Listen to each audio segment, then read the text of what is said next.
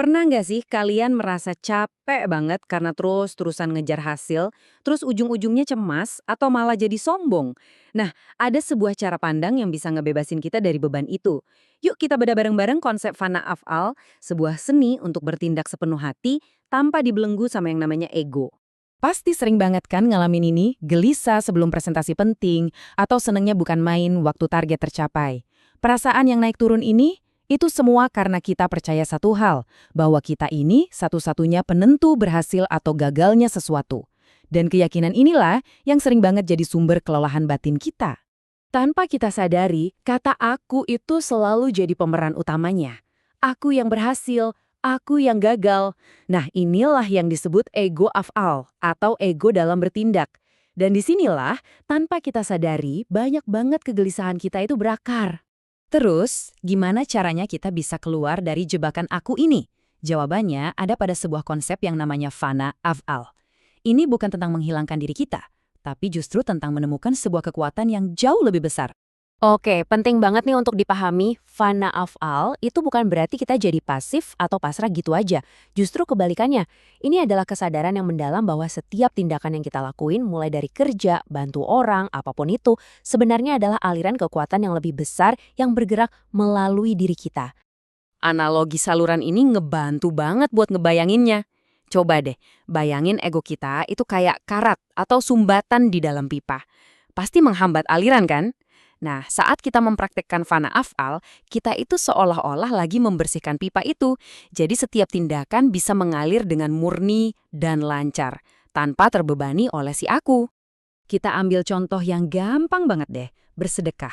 Kalau ego ikut campur, mungkin di hati ada bisikan-bisikan kecil, semoga ada yang lihat ya, atau aku lebih baik dari dia. Tapi, dalam kondisi fana af'al, semua bisikan itu hilang. Akunya lebur. Yang ada cuma aliran murni dari kasih yang memberi, tanpa ada pamrih sedikit pun. Konsepnya kedengaran keren ya, tapi gimana cara kita memulainya dalam kehidupan sehari-hari? Nah, ada 4 prinsip inti yang bisa kita jadiin semacam kompas. 4 langkah ini tuh kayak peta perjalanan gitu. Semuanya dimulai dari niat yang lurus. Terus kita belajar untuk melepaskan kendali atas hasil. Sambil jalan, kita terus mengamati gejolak ego kita, tapi tanpa menghakimi diri sendiri. Dan pada akhirnya, setiap langkah, setiap pekerjaan, itu bisa berubah jadi sebuah bentuk ibadah. Ingat, ini proses ya, bukan tujuan akhir yang instan. Sekarang, kita coba bawa teori ini ke hal-hal yang praktis. Ada beberapa latihan yang super sederhana yang bisa langsung kalian praktekkan, bahkan setelah menyimak bahasan ini. Kuncinya itu ada di hal-hal kecil. Cuma dengan satu tarikan napas, kita bisa kembali ke pusat kesadaran kita. Dengan zikir dalam hati saat lagi kerja, kita menjaga kesadaran itu tetap hidup. Dan dengan refleksi singkat sebelum tidur, kita belajar dari hari yang udah kita lewati. Latihan-latihan kecil inilah yang pelan-pelan mengikis ego dan membawa fana af'al ke dalam setiap napas kehidupan kita.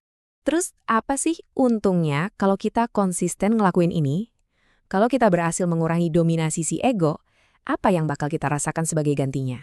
Manfaatnya itu lebih dari sekedar rasa tenang loh. Coba bayangin, bekerja dengan fokus penuh tanpa cemas soal penilaian orang. Bayangin berinteraksi sama orang lain dengan hati yang jauh lebih lapang. Dengan melepaskan ego, kita nggak cuma nemuin kedamaian, tapi juga jadi versi diri kita yang lebih efektif, sabar, dan rendah hati. Pada akhirnya, semua prinsip dan latihan tadi itu tujuannya mengerucut ke satu perubahan besar, yaitu cara kita memandang setiap tindakan itu sendiri. Ayat ini ngingetin kita sama prinsip dasarnya. Setiap orang itu bertanggung jawab atas usahanya sendiri. Ini sejalan banget sama fana af'al. Jadi, tugas kita adalah melakukan tindakan terbaik yang kita bisa, menjadi saluran yang paling jernih, tapi kita harus melepaskan beban untuk mengontrol hasilnya. Hasil akhir, itu adalah ranahnya. Nah, inilah intinya. Ini bukan tentang menghapus diri kita, tapi menghapus si aku yang penuh pamrih itu dari setiap tindakan. Kalau itu terjadi, kegiatan kayak nyapu lantai, ngetik laporan, atau sekedar dengerin curhatan teman, semuanya itu bisa jadi jembatan spiritual menuju kesadaran yang lebih tinggi. Yuk, coba kita bawa pertanyaan ini ke hari-hari kita ke depan. Gimana ya rasanya kalau setiap tarikan napas, setiap kata, dan setiap gerakan kita bisa menjadi sebuah doa yang hidup? Itulah potensi luar biasa yang ditawarkan oleh fana af'al. Terima kasih sudah meluangkan waktu untuk berefleksi bareng-bareng.